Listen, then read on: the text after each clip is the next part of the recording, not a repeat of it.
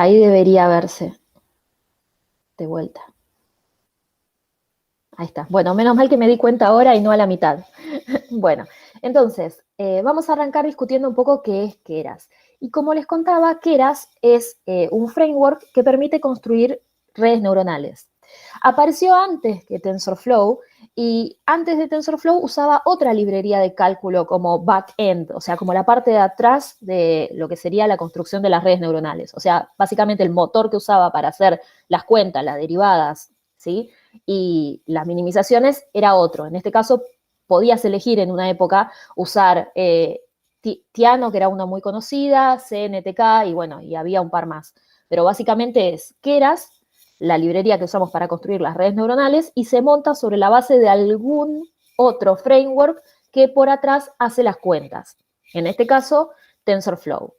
De un tiempo a esta parte se dieron cuenta que Keras estaba muy bueno y lo incorporaron como parte de TensorFlow ya directamente. O sea, embebieron todas las librerías y entonces ahora uno directamente puede acceder a todas las funciones a través de TensorFlow, ¿sí? Eso es un poco la idea. Entonces, ¿qué tiene de bueno Keras? O sea, ¿por qué está bueno? Para empezar, lo que podemos decir es que tiene esta posibilidad de ser modular. O sea, uno puede armar tipo pequeños bloques, ¿sí? Y estos bloques ir apilándolos y armando estructuras más complejas. Entonces uno puede probar los bloques de código por separado, son bien modulares y entonces ir testeando que las cosas funcionen. Por otro lado, tiene un conjunto de librerías gigante, donde tiene ya hechas, que no las tenemos que pensar nosotros, un montón de tipos de capa, funciones de costo, optimizadores, ¿sí? Esquemas para inicializar las redes neuronales, funciones de activación y esquemas ya pensados para regularizar. O sea, nosotros no vamos a tener que escribir el código, ¿sí? Para el algoritmo de minimización. Eso ya va a estar escrito. Nosotros simplemente lo corremos y les prometo que cuando terminen la clase de hoy van a tener un modelo con todas las partes y van a poder testear todo de las librerías, ¿sí? Después, por otro lado, es súper minimalista, o sea, en un par de líneas de código ya tienen una red neuronal que funcione, ¿sí? Y, por supuesto, tiene algo que está muy bueno, es que si lo que hay y lo que existe en la librería a ustedes no les conforma, pueden hacer una extensión y pueden escribir su propio código. Por ejemplo, en mi caso yo necesitaba un esquema de inicialización para las redes neuronales particular, ¿sí? Porque estaba haciendo algunos experimentos. Por ejemplo, yo necesitaba que mis neuronas, por el tipo de cosas que yo hago, fueran más parecidas a las neuronas biológicas. Entonces yo quería neuronas excitatorias e inhibitorias. Bueno, con Keras y TensorFlow yo puedo escribir mi propio esquema para convertir a mis neuronas o a mis unidades al modo que yo necesito. Esperen que tengo una pregunta acá. ¿Qué son los esquemas para regularizar? Ahora lo vamos a ver. Regularizar una red neuronal, lo había contado un poco Graciela la semana pasada, significa encontrar una estrategia para que el entrenamiento de la red converja. O sea, a veces por sí mismo cuando nosotros entrenamos las redes neuronales, ¿y qué significa entrenar una red neuronal? Significa tomar esa red neuronal y conseguir los pesos óptimos para realizar la tarea que nosotros necesitamos. Para poder hacer eso, a veces basta con aplicar un algoritmo de minimización y listo, ¿sí? El tema es que a veces, según la estructura de los datos o la complejidad del problema, podemos no obtener un resultado que converja. Entonces existen unos mecanismos que se llaman de regularización de la red, que lo que hacen es permitir a través de diversos métodos como, no sé, dropout, por ejemplo, que lo habían visto la semana pasada, que significaba apagar algunas conexiones durante el entrenamiento medio random, por ejemplo, conseguir que converja el entrenamiento. Es eso un poco. La optimización, no, la optimización en realidad uno le llama, en general el proceso de optimización es encontrar los pesos. O sea, regularizar es una técnica en particular que uno le puede sumar al proceso de entrenamiento, pero la optimización de la red es la búsqueda de los pesos, sería eso. Entonces, bueno, estábamos hablando de las particularidades. Bueno, y acá voy a hacer una pequeña pausa con Keras para consultarles. Hay dos cosas que pueden hacer ustedes. Si están empezando y no tienen mucho tiempo, Lo ideal es trabajar en la nube con los cuadernos de Colab y listo. Pero si ustedes están un poquitito más cancheros y necesitan correr cosas en sus máquinas, en los clústeres de sus universidades o sus institutos o lo que sea, ustedes pueden bajarse las librerías científicas que necesitan y correr las cosas ustedes. Entonces, en general, las librerías que vamos a usar, ¿sí? Van a ser, bueno, por supuesto NumPy, ¿sí? Que es una librería de cálculo de Python muy, muy, muy importante, tan importante que hace poco, hace unos meses, salió un paper de Nature describiendo esta librería. Realmente tiene algo actual que son los arreglos numéricos, los arrays de NumPy, que son estructuras numéricas muy poderosas que permiten hacer las cuentas de una manera súper optimizada. Y uno tiene la idea de que Python puede ser lento, pero NumPy por detrás no está hecho en Python, está hecho en C. Es lenguaje, al final, atrás de todo, hay lenguaje compilado. Entonces, están muy optimizados los arreglos numéricos en NumPy. Y de hecho, Keras y TensorFlow usan esos arreglos numéricos. Así que a tenerlo en cuenta. Entonces, bueno, después está todas las herramientas adentro de SciPy. Estoy viendo que acá me quedaron mal escritos los links, pero bueno, esto debería ser HTTP, perdón. Después les corrijo las slides antes de subirlas. Bueno, por supuesto, TensorFlow y Keras para instalarse. Pueden descargar e instalar localmente. Si alguno lo quiere hacer y está medio perdido y necesita ayuda, a lo largo de la semana, escríbanme y los oriento. Yo no sé qué es lo que tiene cada uno. En general, nosotros recomendamos el uso de Linux para todo. Pero si hay algún usuario de Windows, también se lo pueden instalar. Ahí yo desconozco un poco más cómo hacer que las cosas funcionen. Eso no le puedo prometer nada. Pero si quieren le buscamos la vuelta y los ayudamos un poco. Bueno, finalmente hay una cosa que se llama Anaconda, que es una distribución que tiene adentro un montón de librerías científicas, que si ustedes van y se descargan eso, más o menos les instala todo lo que necesitan. Recomendable si tienen Mac o Windows o algo de eso, usar Anaconda. Les instala todo lo que necesitan para empezar a correr los modelos de redes y otras cosas, ¿sí? Y estaría bueno, si quieren, si pueden, crearse una cuenta de GitHub para tener sus cosas ahí. Es mucho más fácil para compartir, para mostrarle al otro, etcétera. Para el que no lo usa todavía, muy recomendable. Git es un sistema de control de versiones. GitHub es un lugar donde uno puede subir sus cosas de Git y compartirlas con otros y, bueno, ver las cosas de otros. Bueno, en fin. Entonces, vamos a lo nuestro. Ah, sí, a los bifes. Vamos a tratar de construir un modelo de red neuronal. Entonces, esto tiene básicamente tres partes. Para armar una red neuronal necesitamos tres cosas. Primero, especificar la forma de los datos de entrada, ¿sí? O sea, meterle datos a la red no es una cosa trivial, definitivamente no lo es. Es una parte en la que uno le tiene que dedicar su tiempo, porque no es lo mismo meter series temporales que meter imágenes, que meter, no sé, cosas con distintos features. Ahora vamos a verlo un poco cuando vayamos a la práctica y van a ver a qué me refiero. Pero una parte no trivial de armar un modelo de red neuronal y entrenarlo y que la cosa converja, tiene que ver con tener clara y especificar bien la forma de los datos de entrada. Esa es como que sería la parte más importante. La segunda parte del modelo es, cuando uno ya tiene la estructura de los datos de entrada, armar un poco la estructura de la red que va a entrenar, ¿sí? Eso como que es la parte clave.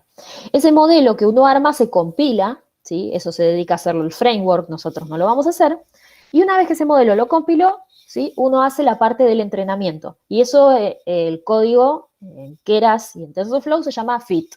Entonces, como que las partes serían, me fijo bien cómo son los datos de entrada para poder estructurar la red, ¿sí? Preparo los datos primero, ¿sí? Compilo mi modelo y lo entreno. ¿Sí? Esas serían como las partes que las van a identificar. Yo se las escribo así porque las van a identificar bien en el código después. Entonces, ¿qué necesitamos para la parte de compilar el modelo? ¿Sí? Necesitamos elegir un optimizador, ¿sí? Existen un montón de optimizadores, ahora van a ver a qué me refiero. El optimizador es el algoritmo para minimizar el gradiente, ¿sí? La clase pasada vieron que minimizar el gradiente era lo que nos permitía obtener los pesos de la red. Entonces, hay un montonazo de algoritmos disponibles y ustedes me van a decir, ¿cómo elijo el algoritmo? No hay una receta para elegir el algoritmo. La verdad es que depende un poco del tipo de problema y es recomendable leer qué es lo más apropiado para cada problema, un poco. Cada uno, lo que tiene de bueno es que cada uno de los algoritmos que están descritos en el código tienen alguna referencia a un paper. Entonces, uno puede leer un poco cuál es la motivación de cada algoritmo y cómo funciona. O sea, esto lo pueden usar como una caja negra o lo pueden usar entendiendo cada una de sus partes. Ya es una elección del usuario. Para mí lo bueno de esto es que es bastante transparente cómo están hechas las cosas en código y lo que uno, ya depende de uno como adulto responsable, lo que después elija hacer. Pero para cada cosa que está descrita ahí, está el código de cómo funciona, escrito en Python, uno puede hacer clic sobre la función y ver cómo está escrito y hay seguramente una referencia de un paper o de algún material. La documentación de Keras y TensorFlow está muy bien hecha.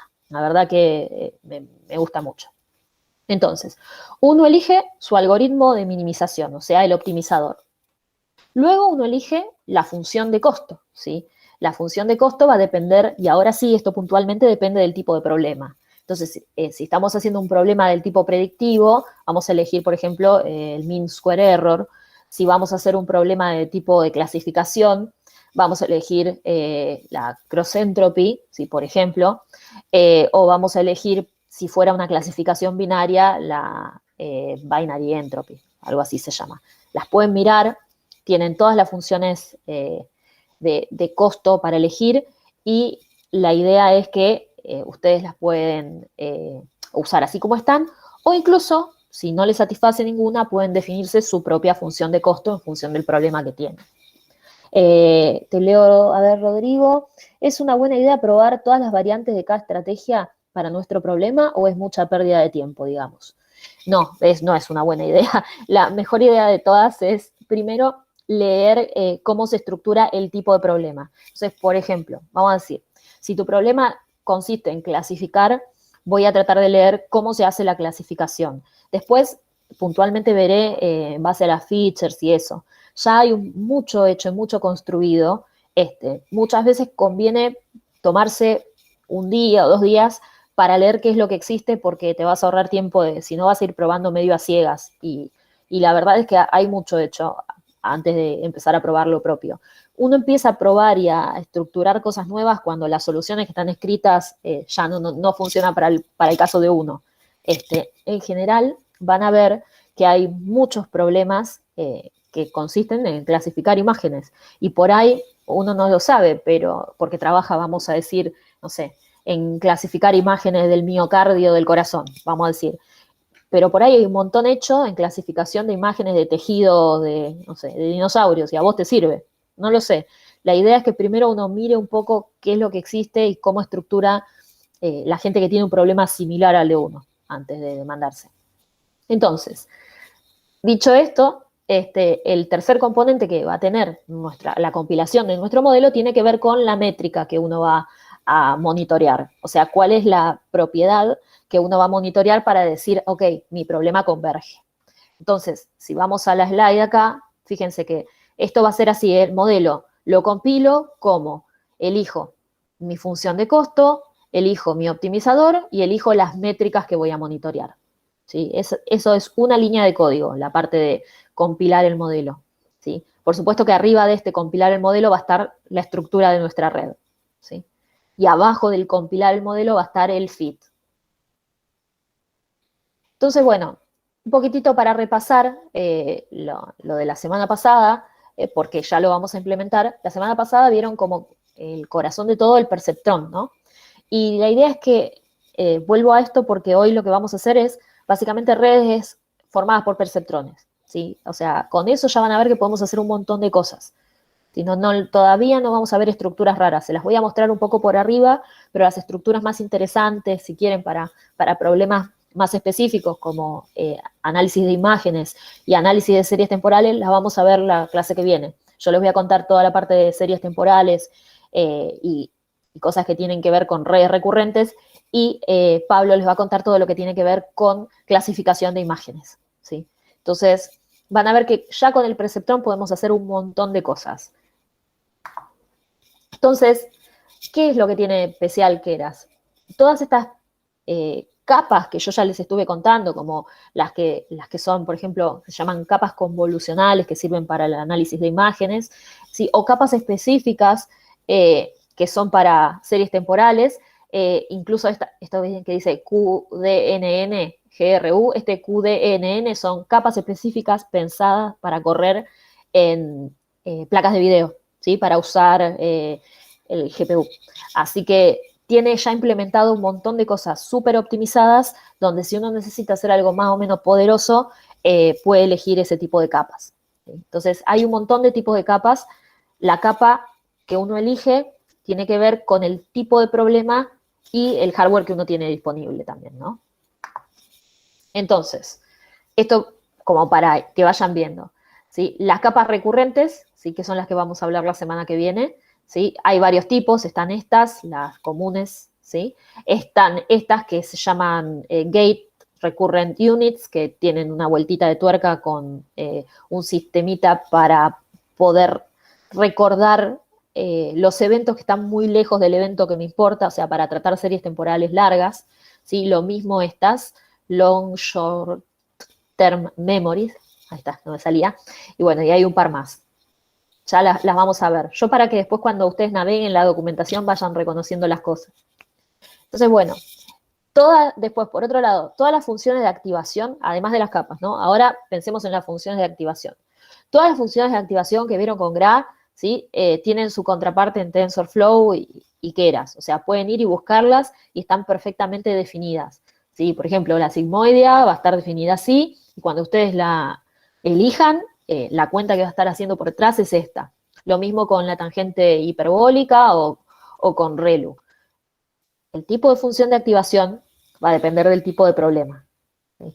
A veces, si ni siquiera necesitamos función de activación, basta con que la red sea lineal. Y otras veces van a tener que prestar atención porque distintas capas tienen predeterminada ya una función de activación. Y si uno no elige la que quiere, por defecto le va a poner el tipo de función de activación predeterminada. Por ejemplo, las redes recurrentes tienen predeterminado en Keras como función de activación la tangente hiperbólica. Entonces, cuando yo escribo una capa de red recurrente, si yo no especifico la función de activación, ¿sí? Sí. A ver, esperen, todavía no lo pusimos, ¿no? Todavía no les mostré la capa. Si yo no especifico, después lo vamos a ver en el código. Si yo no especifico la función de activación, va a elegir la que es default. Y bueno, funciones de activación, vieron con GRA, hay un montón, ¿sí? Cada una de estas, ¿sí? Yo acá se las puse con un listadito con la forma que tienen, las van a encontrar dentro de todas las funciones de TensorFlow. Entonces, lo que les decía antes, ¿no? ¿Qué tipo de función qué tipo de función de costo va a depender del tipo del problema? Si los problemas son del tipo predictivo, vamos a elegir el mean square error. Si los problemas son de clasificación, vamos a elegir cross entropy, binary cross entropy, depende cuántas clases tengamos, ¿no? O sea, binary si es 2 clases para separar. Y puede ser un problema que parece medio básico, pero puede ser bastante útil. Nosotros tenemos toda una bolsa de datos y esos datos los queremos clasificar en 2, qué sé yo, no sé. Tenemos, no se me ocurre ahora ningún problema. Pero bueno, puede haber un montón de problemas donde yo necesite separar, ¿sí? Puede ser casos positivos y casos negativos de algo. Eso puede ser útil. Entonces podemos tener un modelo re complejo de red neuronal, pero que al final me clasifique en verdadero o falso o positivo o negativo. Entonces, si quieren ver un poco más sobre las funciones de costo y, digamos, cuál es la adecuada para cada tipo de problema, hay un paper que está bueno, que pueden chusmear acá, que yo me robé la tablita, que les dice cuál es más o menos la forma, el símbolo y todo, y les dice en el paper un poco por qué elegir una y por qué elegir la otra. Si ustedes van a Keras, y acá bien venimos a la parte del código, se las van a encontrar escritas así, ¿sí? Esto de vuelta para que vayan identificando cuando nos metamos ya a la parte de meter mano en el código. Bueno, nada, este ejemplo lo vieron con Gra, yo estuve mirando un poco el video, pero era un ejemplo donde querían elegir distintas categorías. Ahí, ahí está. Bueno, como para recordar, ya sé que lo vieron la semana pasada, ¿sí? Lo que hacemos con la optimización, que es lo que definí antes, es encontrar cuáles son los pesos de la red, ¿sí? Que son los adecuados para tener un modelo predictivo o un modelo que clasifique o un modelo que describa el comportamiento de mis datos. ¿Sí? Optimizar significa encontrar los pesos de la red. Y para hacer eso vamos a minimizar la función de costo. Y la forma de minimizar la función de costo puede ser súper compleja. Ya lo habíamos visto con Gra, ¿sí? Acá hay un ejemplo, si tuviéramos una red de 2 parámetros, cosa que no es así, tenemos muchísimos parámetros. Después vamos a ver un poquitito cómo calcular el número de parámetros, Keras te lo muestra y todo. Vamos a suponer que tuviéramos una red de 2 parámetros, entonces nos quedaría como toda una superficie en el espacio que va a ir definiendo máximos y mínimos. Entonces, el objetivo de minimizar el gradiente es encontrar, ¿sí? Los valores que hacen, bueno, básicamente los mínimos de esto, ¿sí? Entonces, uno parte de un punto arbitrario y esto lo va a hacer multidimensional. Nosotros no nos enteramos, atrás va a haber un montón de cuentas, ¿sí? Calcula el gradiente y se va moviendo en la dirección contraria a donde apunta el máximo valor de gradiente, ¿sí? Hasta que encuentra el mínimo. Esa es un poco la idea. Entonces, hasta que encontró el mínimo va a ir haciendo esto. Y para hacerlo, tiene bocha de algoritmos que vieron la semana pasada y como yo les dije, cada algoritmo está asociado a un trabajo que dice, bueno, cómo está elaborado el algoritmo y por qué y para qué tipo de problemas sirve más. Entonces, por ejemplo, Stochastic Gradient Descent, que es el estándar, este es el de descenso de gradiente que hablaba mucho Gra. Después hay algunos métodos que se llaman de tipo adaptativos, que funcionan con una learning rate, que sería como una tasa de ajuste digamos, a ver si lo puse, a ver si me acordé y lo puse. No, no lo puse. Bueno, el learning rate básicamente es que a medida que va transcurriendo las instancias de aprendizaje va ajustando el valor del gradiente de manera no fija, sino es variable con una formulita, que lo pueden mirar. O sea, cuando ustedes se meten acá en la parte donde está descrito Adam, está la fórmula que describe cómo ir variando el gradiente. Bueno, lo mismo con todos. En general, para el tipo de problemas que yo trabajo, que son series temporales, suelo usar el algoritmo Adam, yo, para series temporales. ¿Sí? La idea es que después jueguen un poquito con el código que yo les doy y cambien los algoritmos a ver si pueden mejorar, por ejemplo, en cuanto a la métrica, el modelo, o pueden mejorar el entrenamiento en cuanto a los tiempos. O sea, la idea es que ustedes después prueben un poco un algoritmo y otro para los ejemplos que les dé.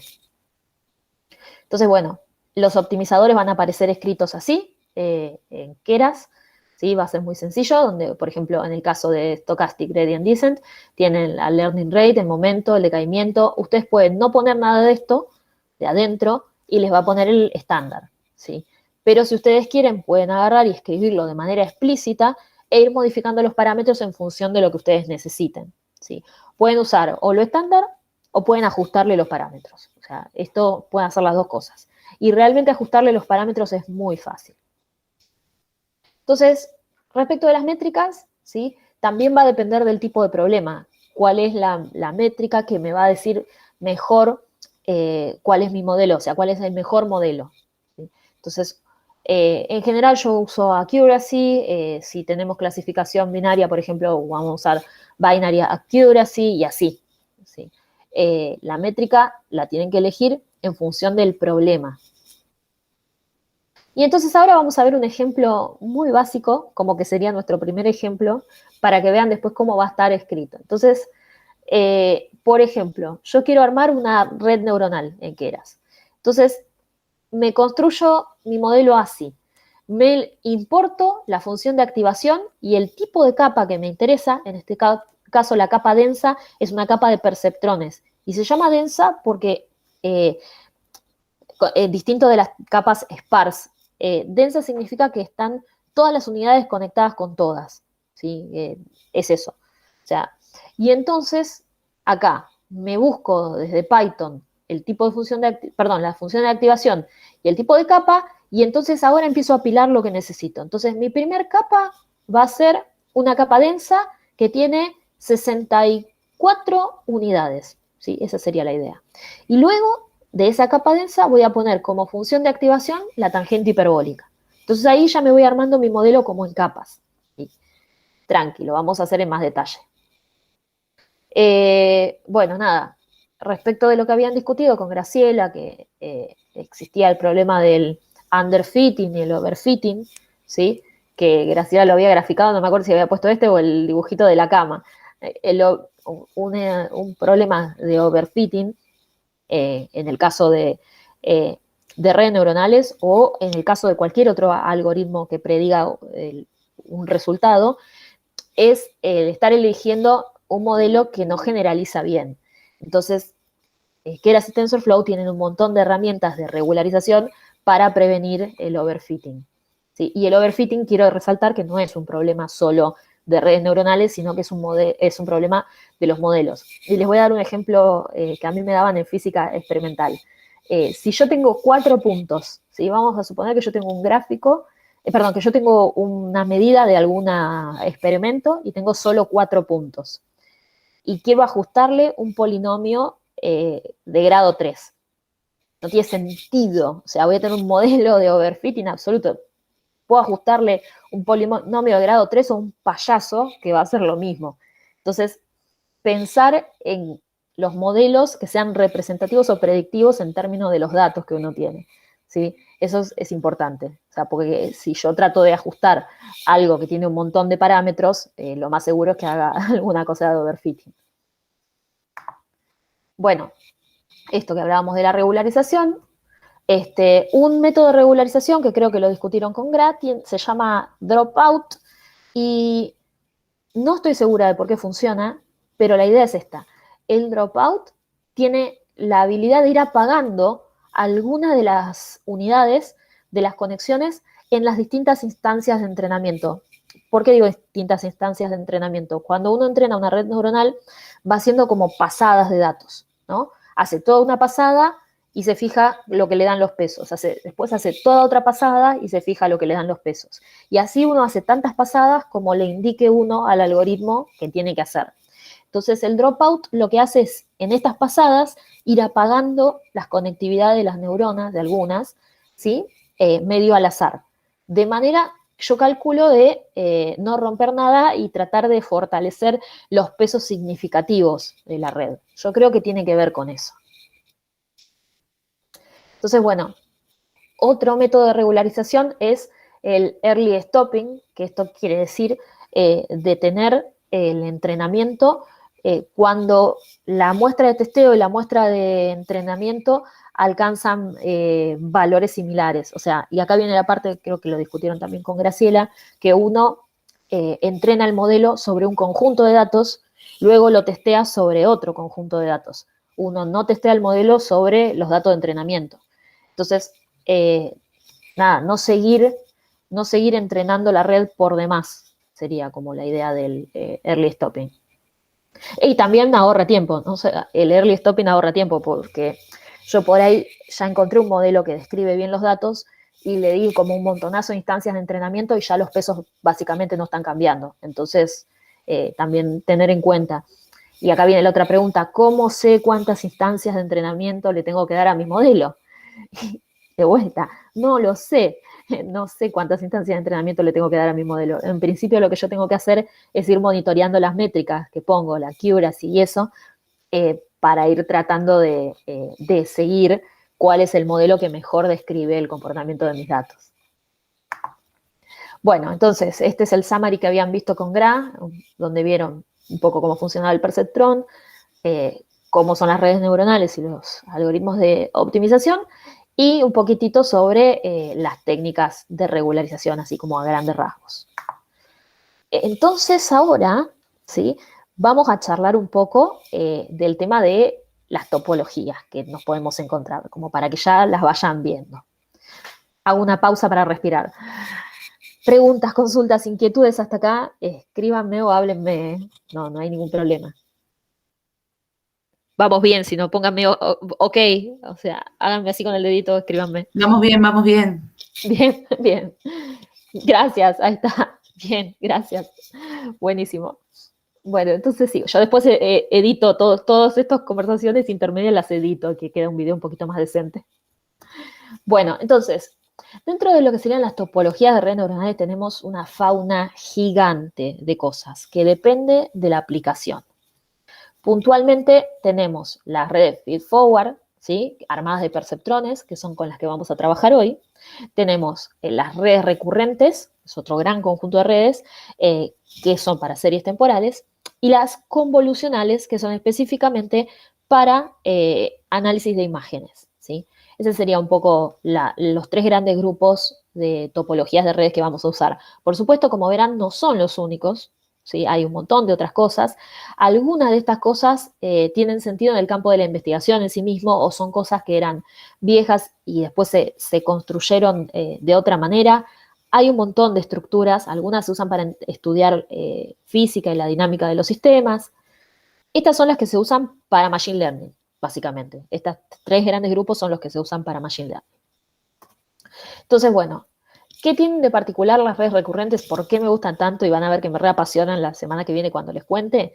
Bueno, las redes recurrentes tienen autoconexiones, distinto que las redes feedforward. Entonces, estas autoconexiones las hacen perfectas para poder hacer un track del comportamiento dinámico temporal. O sea, dependen del estado anterior. Están buenísimas, a mí me encantan, tienen como memoria.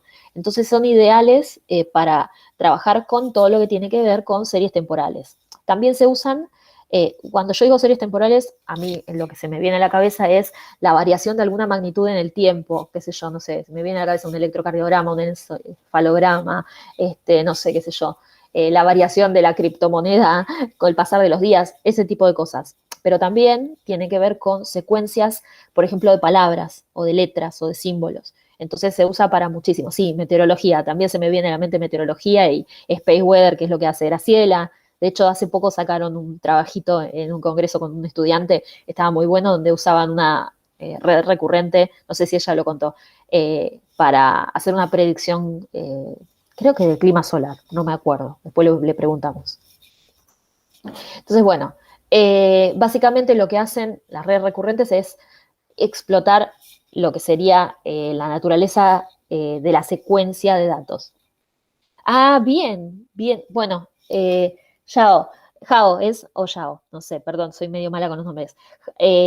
Jao, mira, buenísimo porque yo solía trabajar con sonido también y uso, ahora puntualmente las uso para otra cosa, las redes recurrentes, pero te puedo dar algunos tips y algunas herramientas, así que eso te va a recontra servir. Después la clase que no te tenés que perder es la de la semana que viene. Esa es como la clase. Bueno, súper. Bueno, entonces, las redes convolucionales o convolutional neural networks, ¿sí? Son básicamente el corazón de todo lo que tiene que ver con computer vision, ¿sí? Bueno, uno de ustedes me escribió, trabajaba en el Garham, me encantó lo que me contó por ahí, la parte de análisis de imágenes, no sé si trabajas o no, o por ahí hay alguien más del lado de la biología que trabaje con estudios de imágenes.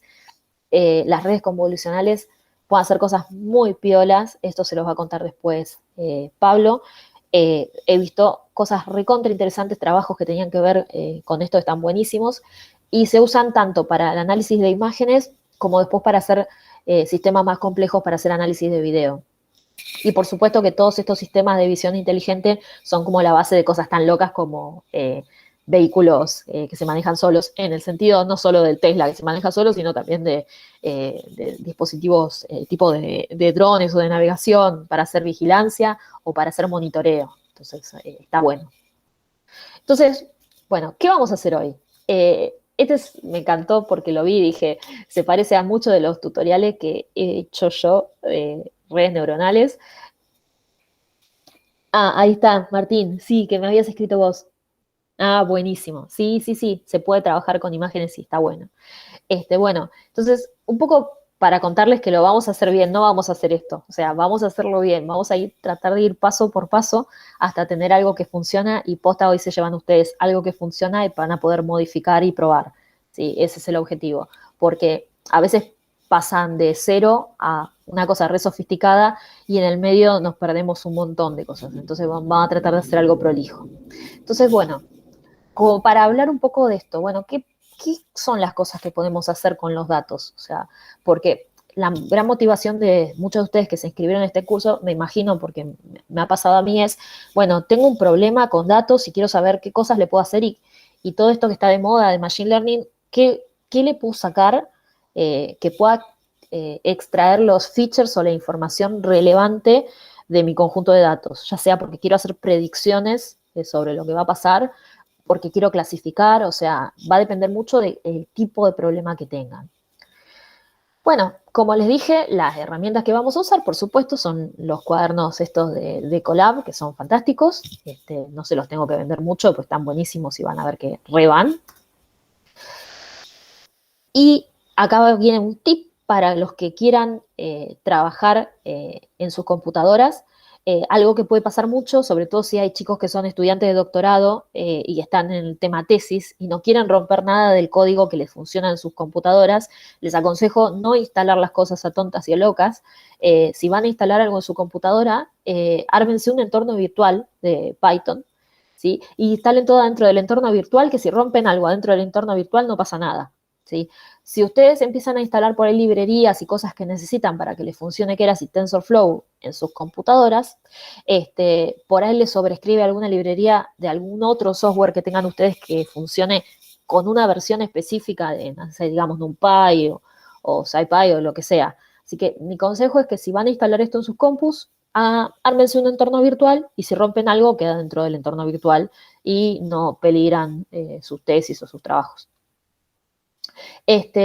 Bueno, como les decía, una opción para instalar localmente es Anaconda, ¿sí? ¿Qué tiene adentro Anaconda? Tiene un montón de cosas, es medio pesadito, pero tiene cosas que les puede llegar a servir. No, acá Rodrigo me pregunta si la GPU es obligatoria para TensorFlow. No, no, no, no. Podés usar la CPU tranquilamente. Yo para algunas cosas me queda cómoda. Yo tengo la notebook, la GPU y corro TensorFlow con eso.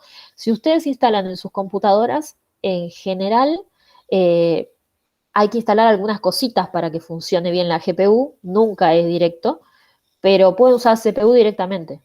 Sobre todo si es para aprender.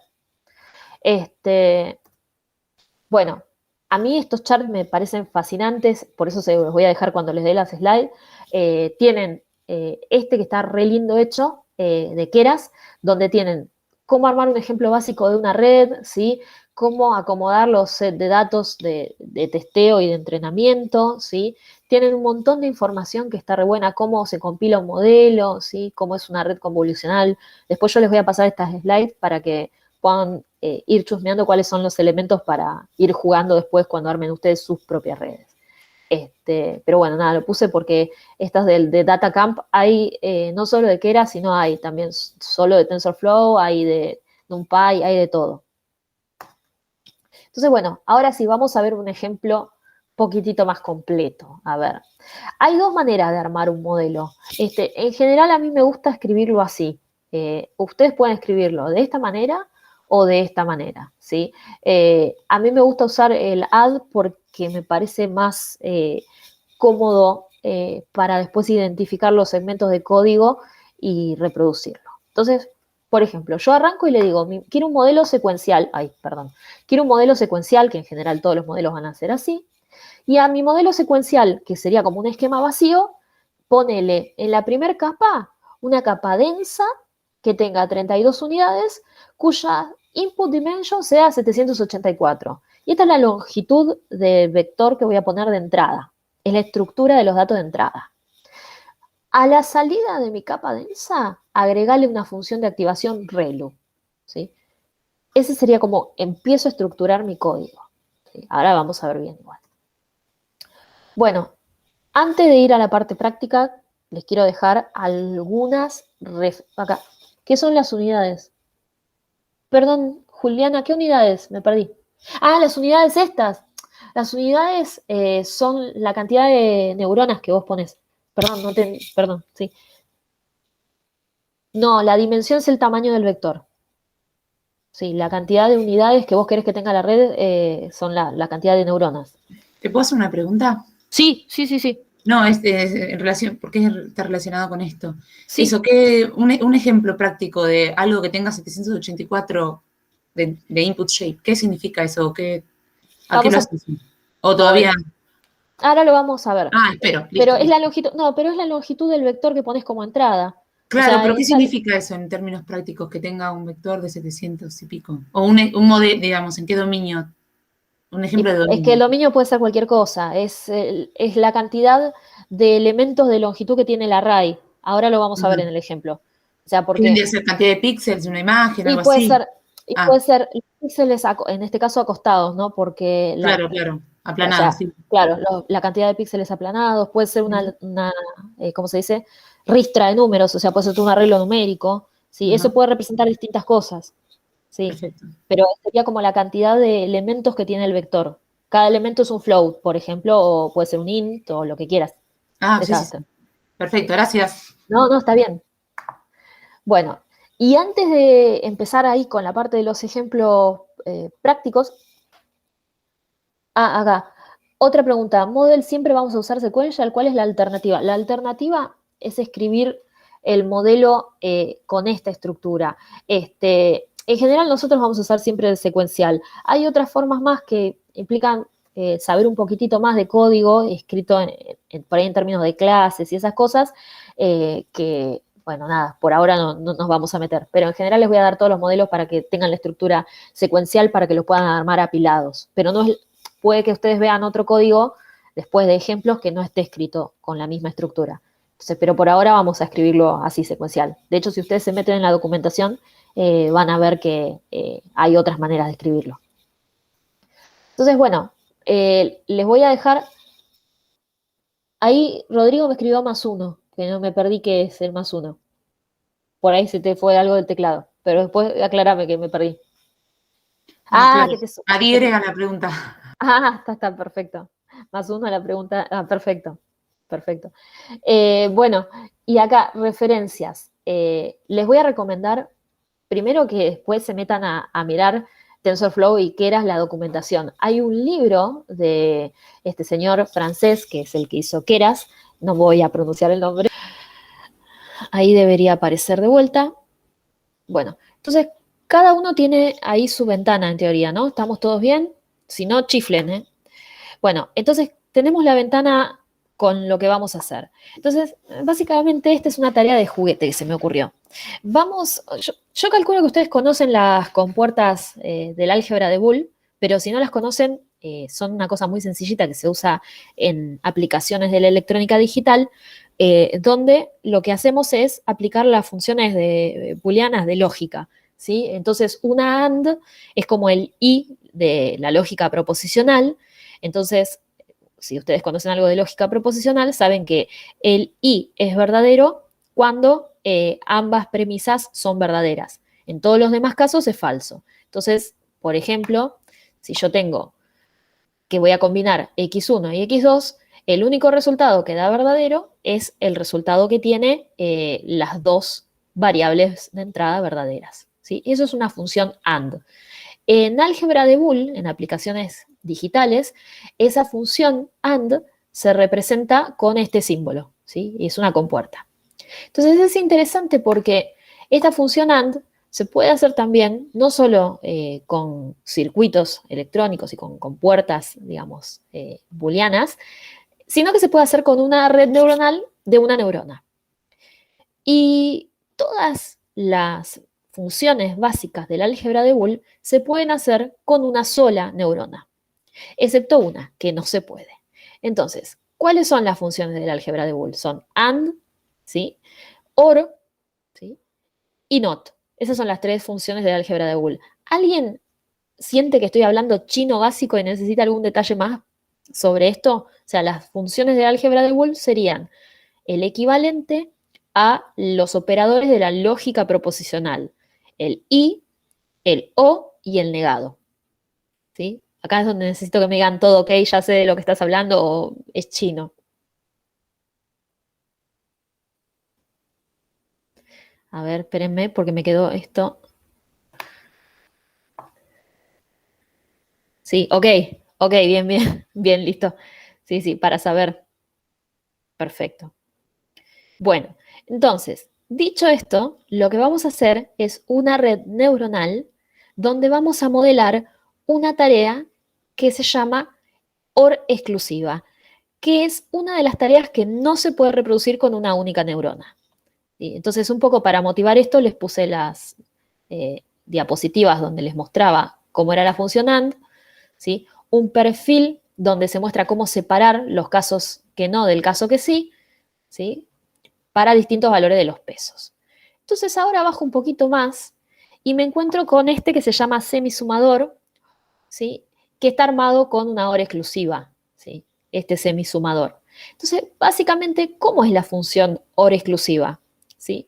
El valor de la salida, olvidémonos del valor este que se llama C o el carry, por ahora no nos importa, pensemos solamente en el valor de la salida de esta función binaria hora exclusiva.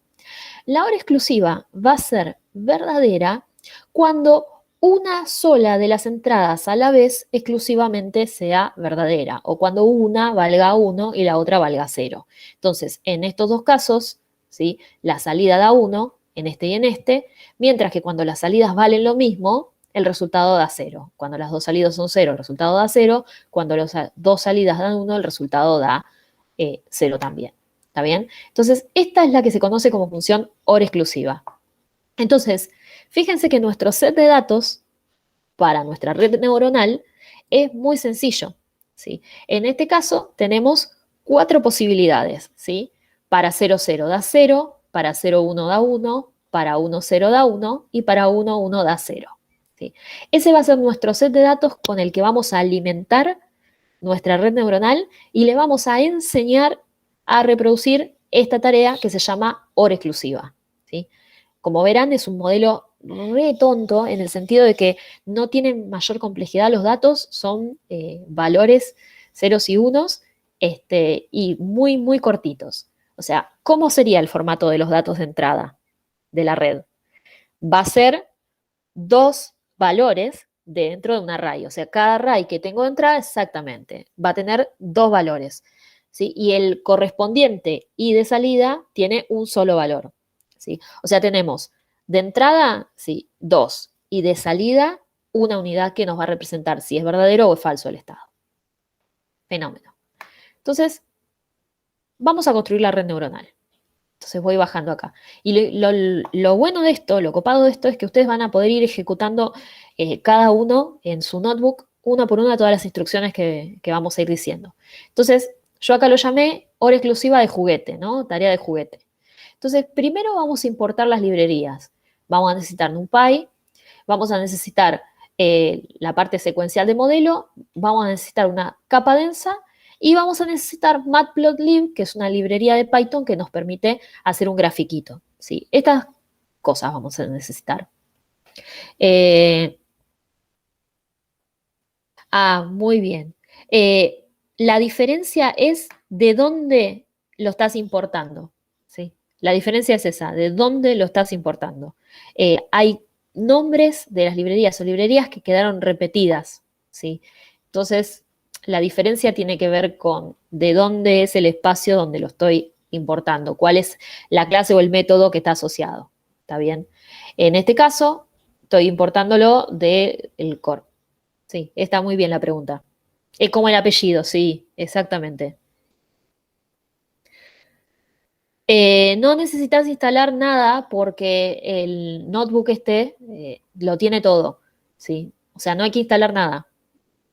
O sea, para correrlo ahora no necesitas instalar nada, ya viene todo recontra cargado acá. Si yo quisiera alguna versión específica, sí la tengo que instalar. Y el cuaderno, el notebook me permite hacerlo. ¿Sí? Les quiero mostrar un par de cosas antes de seguir avanzando.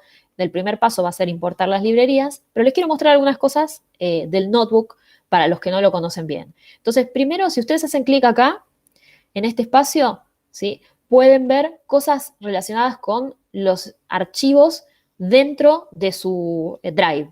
¿Sí? En general esto les hace una carpeta dentro de su Drive donde van a ir cargando cosas. ¿Sí? Yo tengo cargadas algunas cosas porque yo ya estuve corriéndolos, pero en teoría ustedes tal vez no tengan cargado nada. ¿Sí? pueden subir un nivel y pueden ir mirando todo lo que hay cargado dentro de la copia esta virtual de su Drive.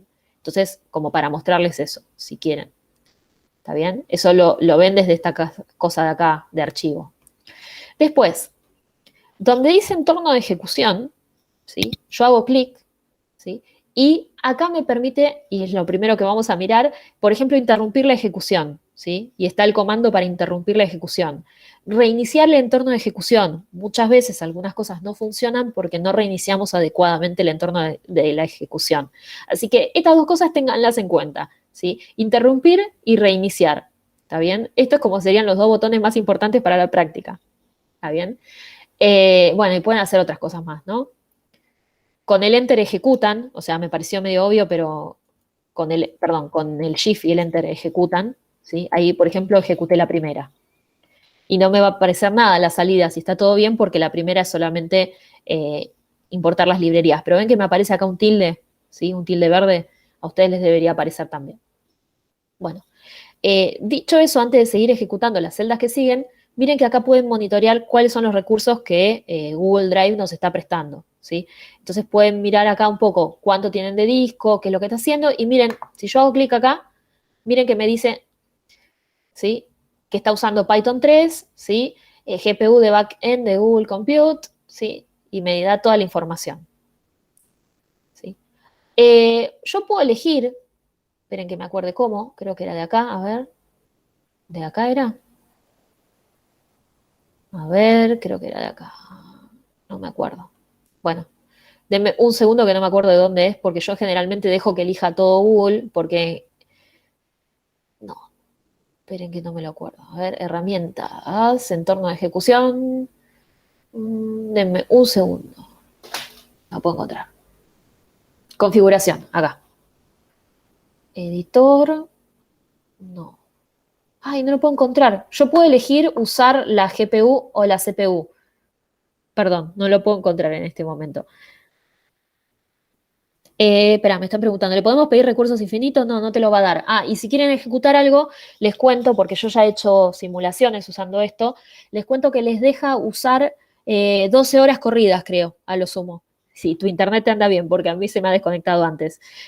Sí, ahí está, change runtime, ese, exactamente, change runtime type, en runtime, a donde estamos en entorno de ejecución. Espera que lo encuentre, porque acá está en castellano. Acá, cambiar el Ahí tipo de en entorno. Ahí CAPES. está. Ahí está. ¿Ven? Acá pueden elegir GPU, TPU o nada. En general funciona bien cuando le ponen nada, ¿sí? Porque básicamente les asigna lo que tiene, no se ponen muy pretenciosos y está todo bien. Yo a veces le pongo GPU para algunas cosas. La verdad es que pueden probar. O sea, pueden probar cualquiera de los dos. Y ahí está un poco lo que les dan. TPU no usé porque para el tipo de cosas que yo hago no tiene sentido. Pero bueno, va a depender de la aplicación del problema de cada uno, ¿sí? El runtime que decía él estaba acá, al final, por eso no lo encontraba, ¿sí? Cambiar tipo de entorno de ejecución, ¿está bien? Bueno, dicho esto, ahí lo exploramos todo, tenemos nuestro notebook, ¿sí? Todo lo que ustedes hagan se va a guardar en la copia local que ustedes tienen, si ustedes les dieron los permisos. Si ustedes modifican y ven que la copia no se guarda, hagan una copia del notebook local con otro nombre, si quieren, o lo que sea, para que les quede la copia para jugar. Por supuesto, siempre pueden volver y modificar el original y no se hagan drama que no van a romper nada. Está todo bien, ¿sí? Entonces, dicho esto, vamos con la segunda celda. ¿Están todos más o menos acá vivos? Esperen que tengo algunas preguntas. Sí, tengo algunas preguntas atrás. No, creo que estamos, ¿no? Bien, entonces, voy a correr la segunda línea. Y fíjense que la segunda línea consiste en preparar los datos de entrenamiento, ¿sí? O sea, esta es la parte donde ustedes, por ejemplo, le darían su dataset o ingresarían su dataset, ¿sí? Que apropiadamente lo tienen que separar en la parte que van a usar para el entrenamiento, que es la mayoría, y el pedacito que se van a dejar para el testeo. Entonces, esta sería la parte donde ustedes después van a armar el dataset que necesitan. Por supuesto que nuestro dataset es una pavada. Fíjense que yo llamé training data, ¿sí? A los pares de combinaciones de ceros y unos, ¿sí? Que generan las salidas. Y target data, ¿sí? a los pares y, digamos, este sería como todo esto sería mi componente X y este sería mi componente Y de los datos de entrada. Entonces ven que para el par 0, 0 le corresponde 0, para el par 0, 1 le corresponde 1, para el par 1, 0 le corresponde 1 y para el par 1, 1 le corresponde 0. ¿Sí? O sea, esta es la parte donde yo armo mis datos. ¿Sí? Perfecto, lo corrió, quiere decir que no rompí nada. Yo le puse float 32, pero la verdad es que me sobra acá. ¿Está bien? Es para mostrarles que cuando ustedes escriben un array en NumPy, acá pueden especificar el formato. ¿Sí? Me está re sobrando. Y acá viene la parte más linda de todas, que es donde vamos a armar el modelo y compilarlo. Entonces, fíjense, genero el modelo, ¿sí? Y lo voy a compilar. Entonces armo modelo secuencial, ¿sí? Y miren, a ver, ¿quién se anima a decirme cuántas unidades tiene de lo que estuvimos viendo? Pueden escribirlo en el chat. ¿Cuántas unidades tiene la red que voy a entrenar? Perfecto, tiene 4 unidades, correcto. Input dimension es el tamaño de los datos de entrada. En este caso es 2. ¿Por qué? Tengo 2 componentes, ¿sí? Y fíjense, acá estoy eligiendo una función de activación, ¿sí? Para esta capa densa. Claro, tengo mis 2 valores de entrada, que en este caso son bits, pero si esto fuera otro tipo de problema, cada uno de estos podría ser un número arbitrario y este podría ser otro número arbitrario, ¿sí? O podría ser todo un vector. No, elegí ReLU porque elegí ReLU, no nada particular. Elegí alguna para mostrarles. Este modelo es tan simple que funciona con cualquier cosa, pero yo para mostrarles, para que vean cómo es la sintaxis, cómo se le pone una función de activación, ¿sí? En este caso, fíjense que está todo condensado en una sola línea. Voy a usar una capa densa, ¿sí? Que tiene 4 unidades, cuya dimensiones de entrada es 2 y su función de activación es una ReLU, ¿sí? Y luego voy a poner la capa de salida. Fíjense que esto es una red neuronal que tiene 2 capas, la capa de entrada y la capa de salida. ¿Sí? La capa de salida tiene una sola unidad, ¿sí? A ver, ¿se dan cuenta por qué tiene una sola unidad la capa de salida? Si no, lo podemos discutir. La capa de salida tiene una sola unidad porque es una decisión que voy a tomar. Claro, voy a decidir si 0 o si 1, ¿sí? Por ejemplo, si estuviera haciendo un problema de clasificación, ¿sí? La capa de salida podría tener 5 unidades y darme un valor en la que corresponde a la clase que a mí me interesa. ¿Está bien?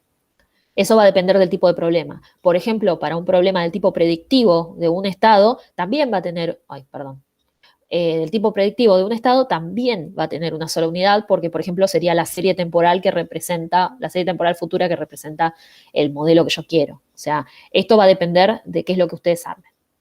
Entonces, tengo la capa de entrada, tengo la capa de salida y ahora viene la parte donde compilo el modelo, ¿sí? ¿Y cómo compilo el modelo? Bueno, eligiendo una función de costo adecuada, un optimizador y una métrica a monitorear, ¿sí? Las 3 cosas que charlamos antes. ¿Está bien? Lo que está en verde son comentarios para ir jugando con otras cosas que después ustedes pueden hacer. ¿Está bien? Entonces ahora aprieto Enter con el Shift, ¿sí? Y me compila el modelo. Ahí tarda un cachito más, porque le pintó, no sé por qué. Ahí está. Y ahí lo compiló.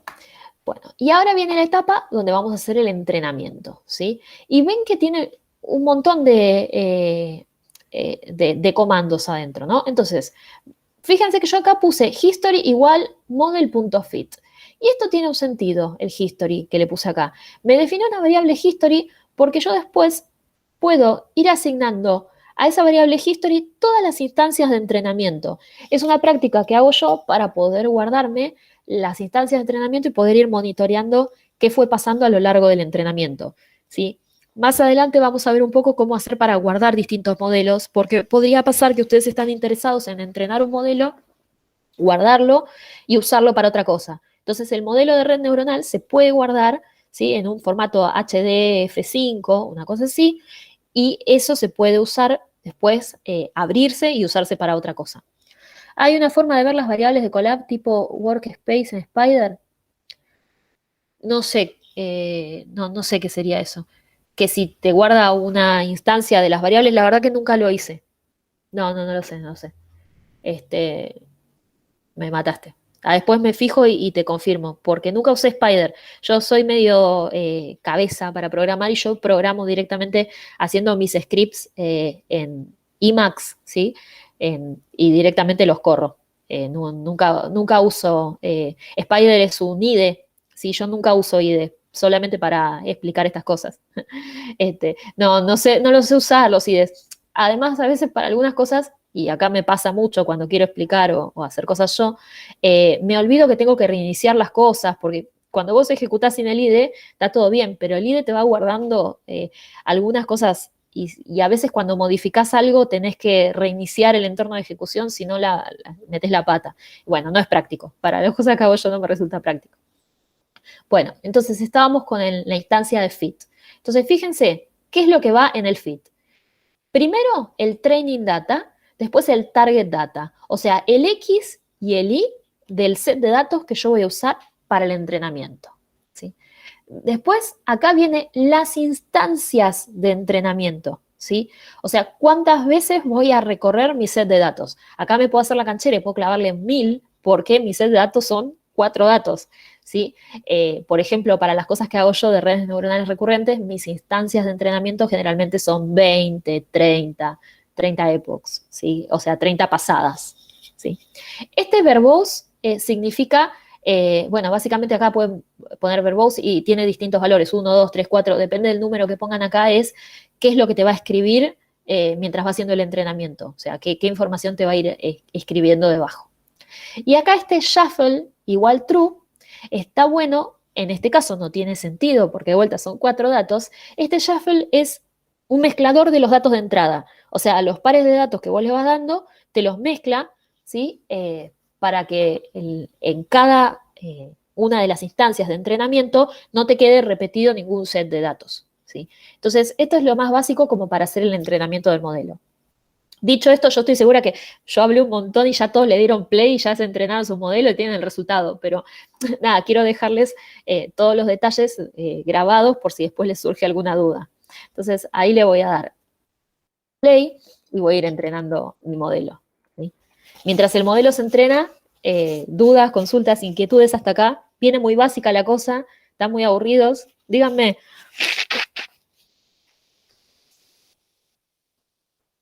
A ver. Fantástico, miren. Acá fue haciendo todas las instancias de entrenamiento, ¿sí? Fíjense cómo se va. ¿Cómo es la mezcla? Y, por ejemplo, qué sé yo tengo los pares acá ordenados, primero el par 00, después el par 01, bueno, en la próxima los pares te los mezcla. Por supuesto, cada par con su correspondiente valor de I, ¿no? Bien, vamos bien, vamos bien. ¿Por qué usas dos funciones de activación diferentes? Porque puedo, nada más, ¿no? Simplemente para mostrarles que se puede. O sea, me definí dos funciones para que ustedes vean. Yo no estoy pudiendo entrenar nada porque no estoy en la compu buena. No, pero no importa si la compu es buena o mala, porque no lo vas a hacer en tu compu. Lo único que necesitas es que la conexión a internet sea buena. Esto lo estás corriendo en Google Colab, así que si anda mal o anda bien, depende de la voluntad de Google Colab. Ah, ni te carga el drive. Uf, bueno, no pasa nada, no pasa nada. Después chiflame. Si lo vas a hacer después desfasado, chiflame si tienes algún problema para ayudarte. Bueno, entonces, como ven, hicimos todas las instancias de entrenamiento, ¿sí? Y fíjense que nos fue minimizando lo mejor que pudo, hicimos 1000, ¿sí? Así que yo quiero mostrarles, de estas 1000 que hicimos, para que ustedes vean, partimos, ay, perdón, miren. Miren lo que valía la función de costo al principio, ¿sí? Y miren lo que vale la función de costo al final. Bueno, si me deja mostrarlo. Bueno, cada uno en su compu lo puede ir viendo, pero fíjense que la función de costo la logramos minimizar, ¿sí?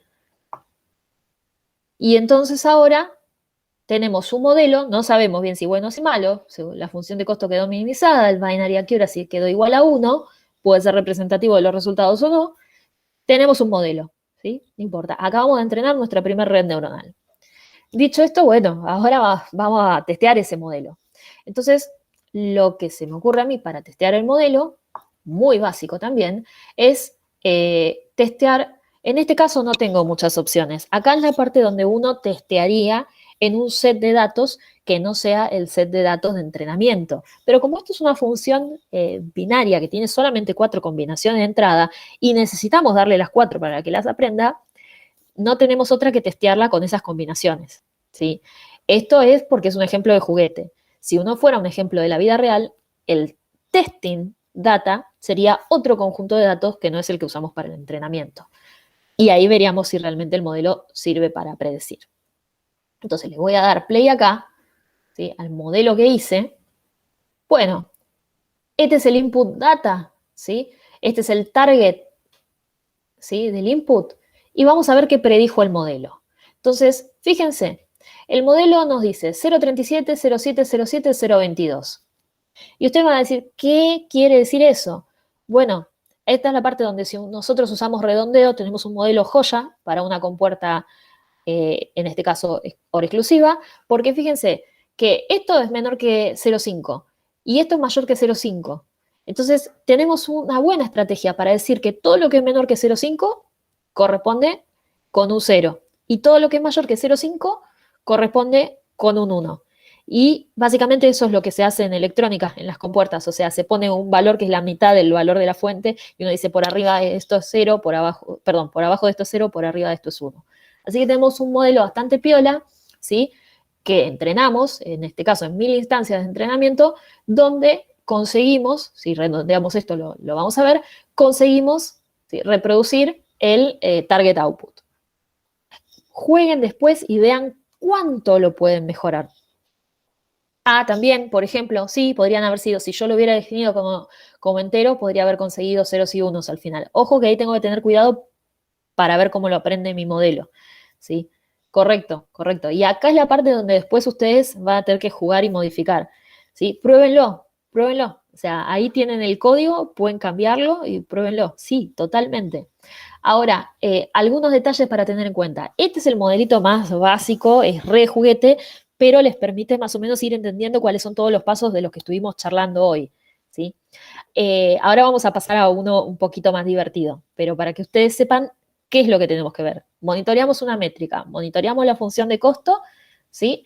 Y, bueno, nada, verificamos qué es lo que pasa con los datos, ¿sí? Ahora vamos a hacer uno de biología. ¿Qué me devuelven las 2 primeras líneas? Acá arriba decís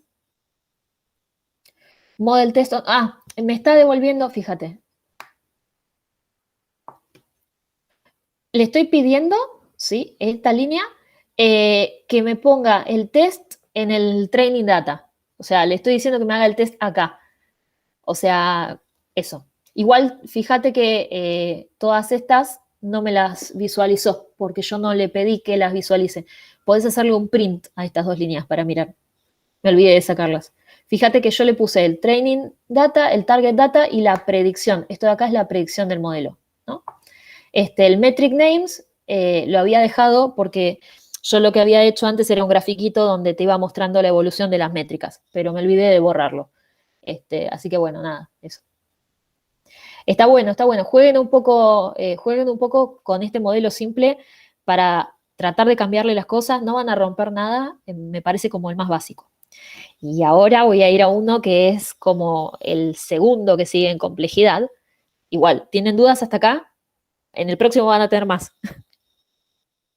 En el buen sentido, ¿no? De las dudas que son buenas. ¿Sí?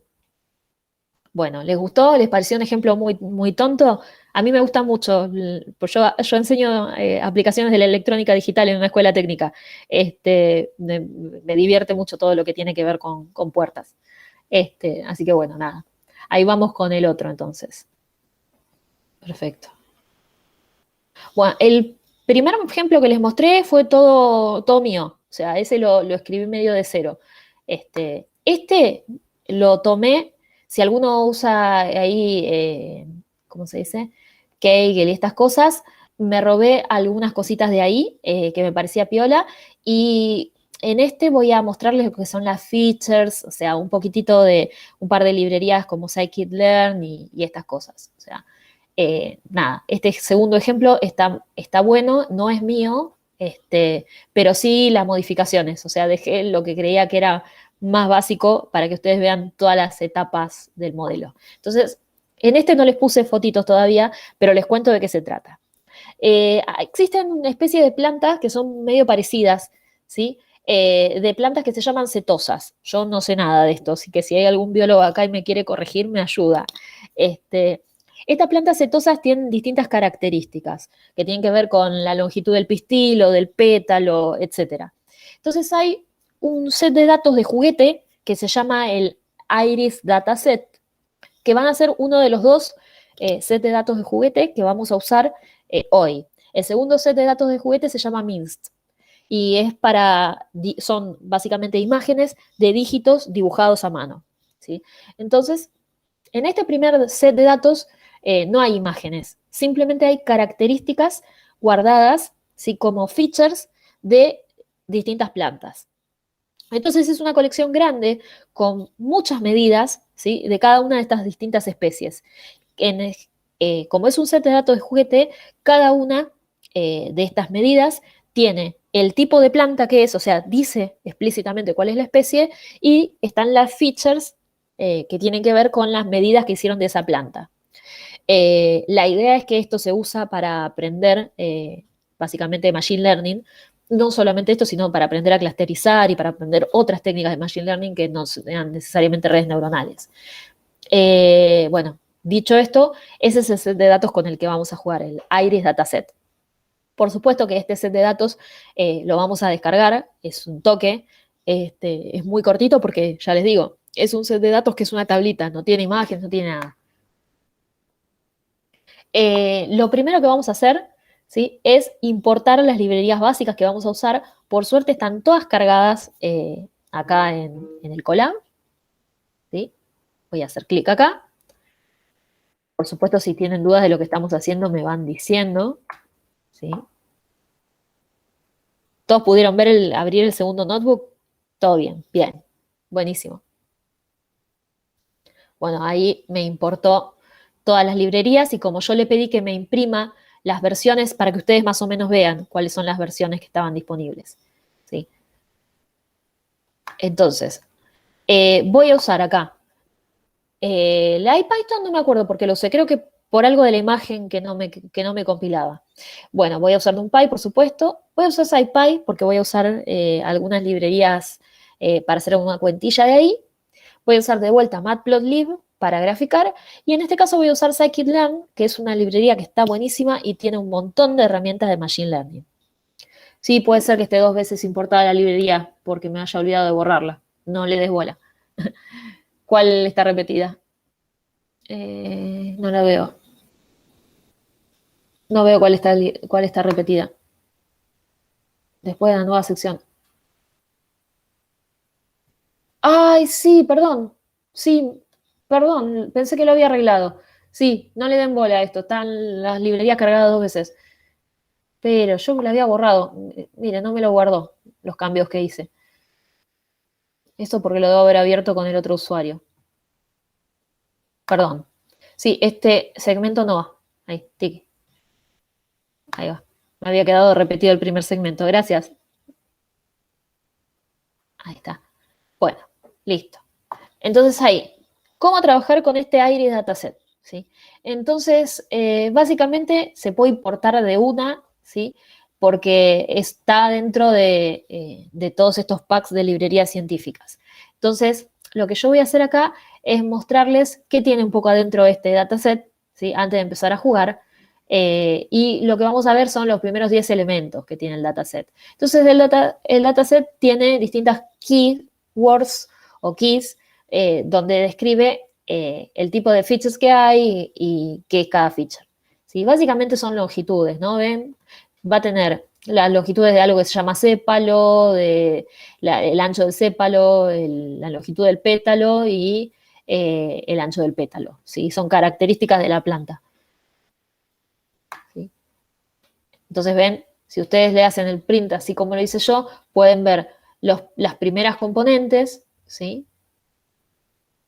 En este caso, con cuántas features. En este caso van a ser 4 features por cada uno de los datos que tienen guardados.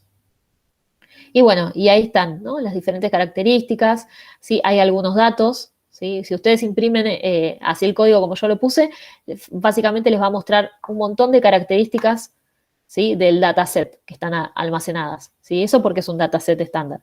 Pueden hacer lo mismo con el MINST y les va a contar de dónde sale esto, ¿sí? Entonces, una vez que tienen esto, me voy a definir, ¿sí?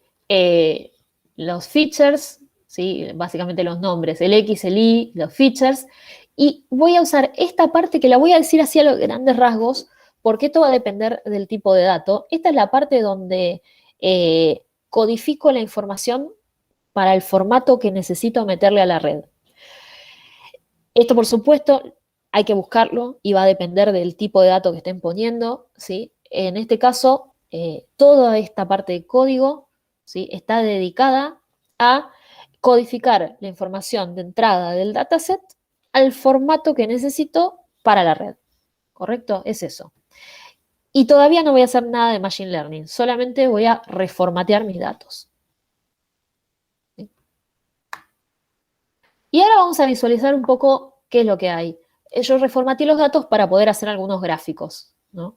En este caso, podemos graficar para cada especie. Uy, me tiró error porque no codifiqué los datos. Me olvidé de correr la celda que codificaba los datos. Perdón, ahí. Corramos la celda que codifica los datos. Ahí. Y me morfé otra celda. ¿Qué pasó? Ah, hace un par de vengo hablando y hace un par de celdas atrás que no vengo. Perdón. Ven. Por eso. Ahí está. Ahí está, ahí la corrí.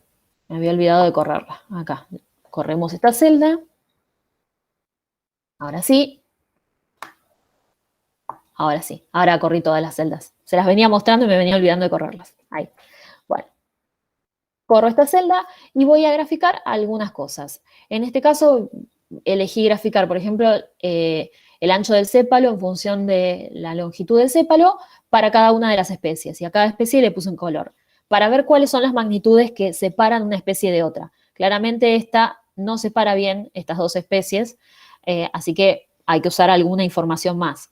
Esto es una práctica habitual que se hace en ciencia de datos cuando uno tiene un montón de variables que caracterizan a algún sistema, el que sea.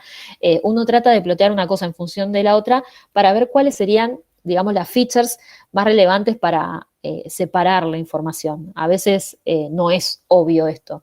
Y siempre es un paso a hacer un poco un estudio que tiene que ver con la visualización y que tiene que ver con un análisis más heurístico para ver qué son los datos que uno tiene, ¿no? Y cuánto ruido tienen y qué les pasa, ¿sí?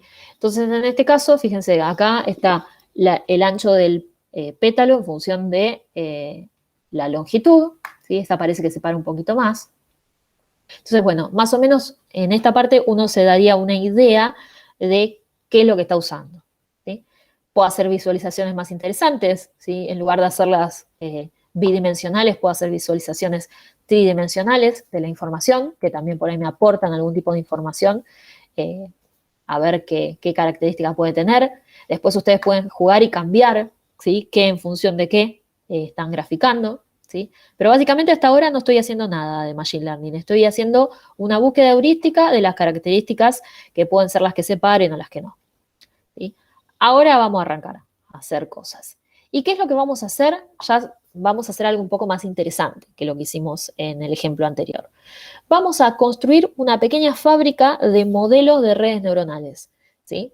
O sea, nos vamos a armar una, que sería una función sería la palabra, una función que me genere modelos de redes neuronales. Y después, con esa función generadora de modelos, a la que le vamos a poder asignar algunos parámetros, nos vamos a armar 3 modelos de redes neuronales. O sea, vamos a hacer 3 redes neuronales distintas con alguna característica y las vamos a comparar, ¿sí?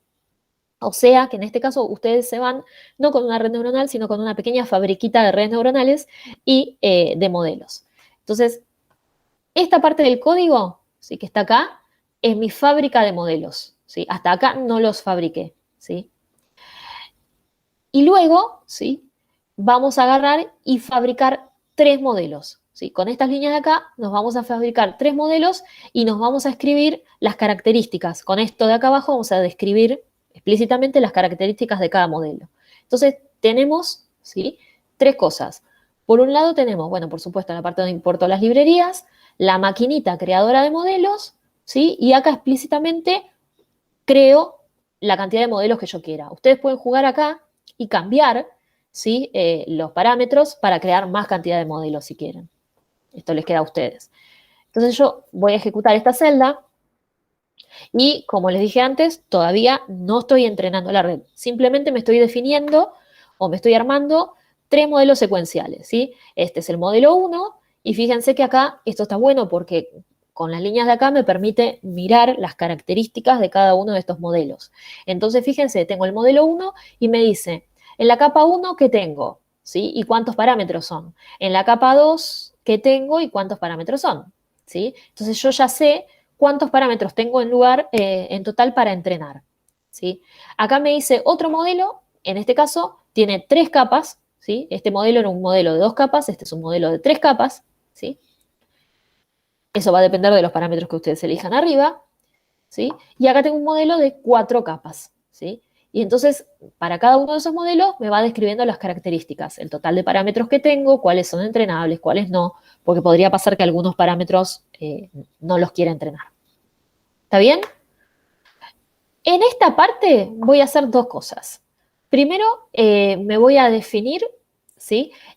Algunas cositas para guardar mi información sobre las redes que voy a entrenar. Y ahora, lo que voy a hacer es, para los modelos que creé, ¿sí? Voy a entrenar cada modelo y me lo voy a guardar en una variable, ¿sí? Y voy a cuantificar la calidad de mis modelos. O sea, eso es lo que voy a hacer en esta sección de código. ¿Sí? Entonces, lo que vamos a ver cuando yo lo corra es que se va a entrenar el modelo 1, se va a entrenar el modelo 2 y se va a entrenar el modelo 3 y además me va a guardar información al respecto, que después podemos graficar. Entonces, modelo 1, ¿sí? Acá va a tardar un pelín más, pero la cosa tiene que andar bien, ¿sí? Ahí está el modelo 1. Ay, esperen, no me quiero adelantar. Bueno, ahí lo empieza a entrenar, lo termina de entrenar. 3 instancias. Ven acá la cantidad de instancias de entrenamiento.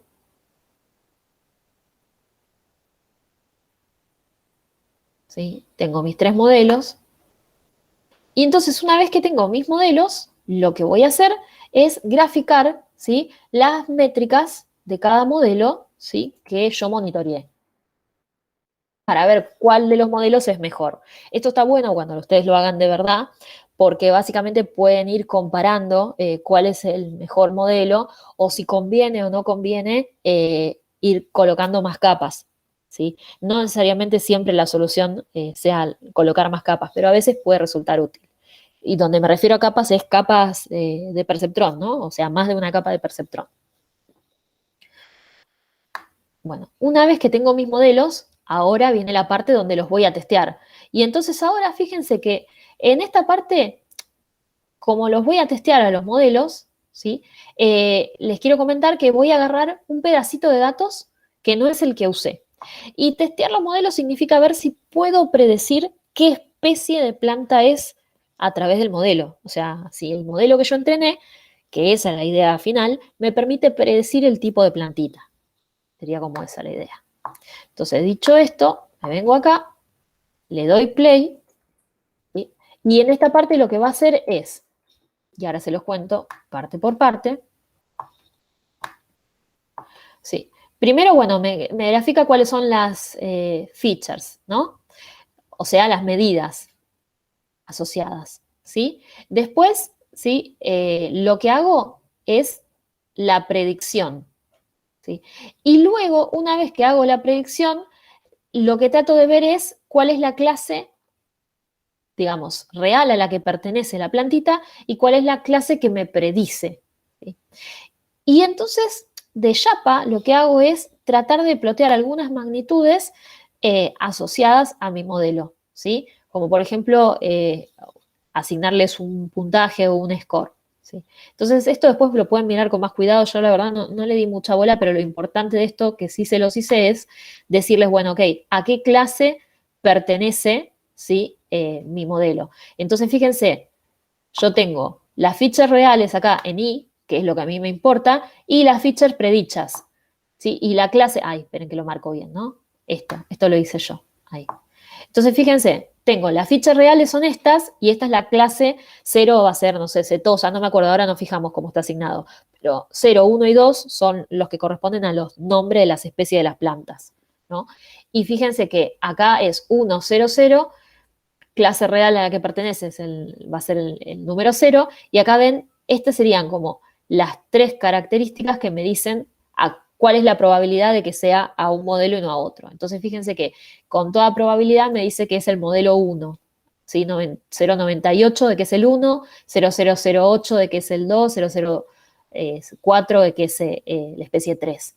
Entonces, bárbaro. Yo puedo chequear efectivamente en términos de probabilidades cuál de las tres es. Entonces me dice que es la primera, ¿sí? La clase predicha es la primera, la 0, la 1 o la 2. ¿Sí? Después, si ustedes quieren modificarlo para que les quede más bonito, pueden agarrar y cambiar, en lugar de ponerle las clases, pasarlo a string y poner el nombre de la especie, por ejemplo, es una de las cosas.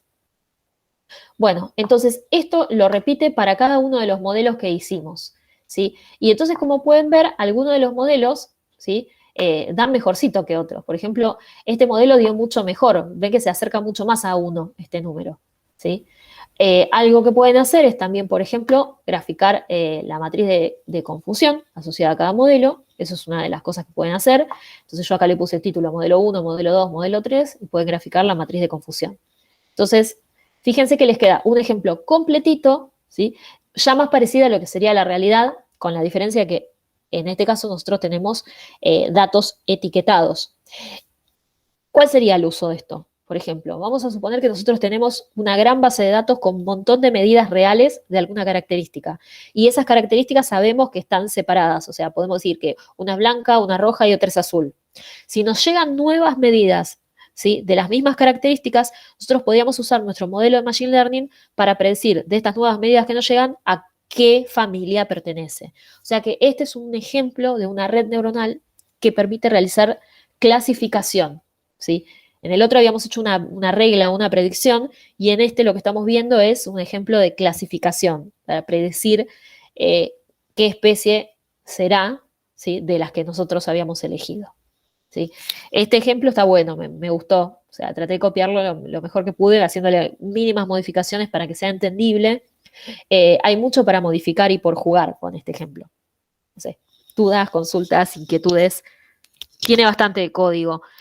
Recuerden, a ver, si por ejemplo ustedes no están interesados puntualmente en entender, vamos a decir, la parte del reformateo de los datos de entrada, no hay problema. Pueden pasar directamente a la parte del entrenamiento.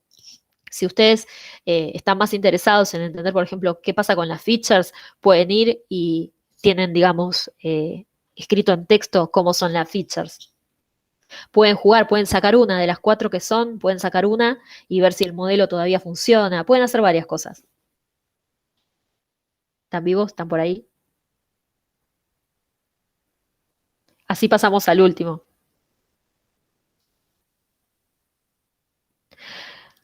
No, el reformateo inicial es siempre para las redes, porque piensen en esto, Keras y TensorFlow necesita array en NumPy, entonces hay que ver cómo está guardado cada dataset, y necesita el array de NumPy armadito, de manera que vos lo puedas poner en la red. Por ejemplo, puede pasar que el set de datos esté traspuesto y vos lo necesites en la otra dirección. O sea, sí, no, esta parte tiene la intención de ser como mostrarles qué es lo que se puede hacer.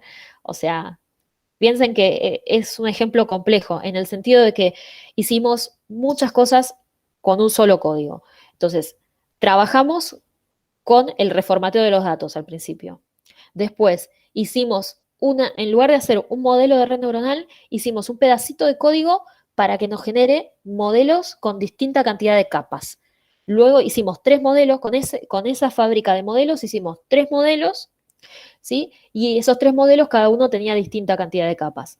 Entrenamos esos 3 modelos, los comparamos y después lo que hicimos cuando teníamos los 3 modelos, fue agarrar y ver cuán bien predice en un dato de todas esas plantas. Yo agarré un label cualquiera, y me fijé si el modelo lo predice bien o no. Si ya tenés todo en pandas, es sencillo pasárselo a Keras. Si, ¿qué tenés hecho en pandas? Porque yo entiendo que pandas es todo lo que tiene que ver con base de datos, ¿no? O sea, ¿qué es lo que querés pasarle? O sea, si vos ya tenés tus datos, lo que podés hacer y todo manejadito, lo que podés hacer es construirte la red neuronal, ¿sí? En Keras, y todo el análisis que hiciste en pandas es válido. Mientras vos le des a la entrada a Keras un vector NumPy, está todo bien. ¿Sí? En principio no hay ningún problema. Sí, sí, yo creo que si vos pones, si los pasás a RAID en NumPy, no vas a tener ningún problema. Tenés que fijarte bien las longitudes, cómo tenés que hacer el input y todo, pero no vas a tener ningún problema. Sí, sí, no pasa nada. O sea, ¿qué es lo que toma como entrada? Y acá viene la clave. ¿Qué es lo que toma como entrada Keras a RAID en NumPy? Y ahora, con el último ejemplo, que se los voy a mostrar así por arriba, si quieren, este lo vemos bien la clase que viene. Creo que ahí lo deberían ver.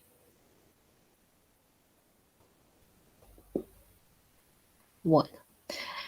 De este ejemplo vamos a ignorar un par de cosas porque estuve probándolo para que me ignore GPU o para que me lo active con GPU. Bueno, cosas que estuve probando no necesariamente con el notebook de Colab, sino con mi compu. Pero vamos a ir acá.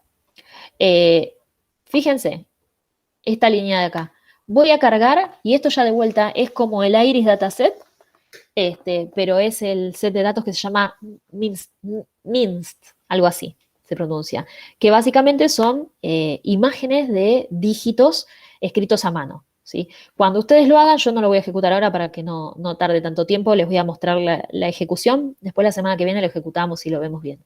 Cuando ustedes corran este pedacito de código, les va a bajar, ¿sí? Este set de datos, ¿sí? No tarda mucho, ¿sí? Y este set de datos tiene imágenes que tienen, cada imagen, ¿sí? De todas las que hay, tienen 28 por 28 píxeles, ¿sí? Son cuadraditos chiquititos de 28 por 28 píxeles, ¿sí?